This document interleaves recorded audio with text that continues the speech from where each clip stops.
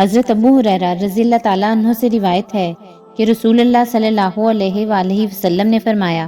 لوگوں پر ایک ایسا وقت آئے گا کہ آدمی پرواہ نہیں کرے گا کہ مال کہاں سے آ رہا ہے، حلال طریقے سے یا حرام سے۔ حضرت عمرو بن تغلب رضی اللہ تعالیٰ عنہ سے روایت ہے کہ رسول اللہ صلی اللہ علیہ وآلہ وسلم نے فرمایا، بے شک یہ بھی قیامت کی نشانیاں ہیں کہ مال عام اور بہت زیادہ ہو جائے گا، تجارت پھیل جائے گی،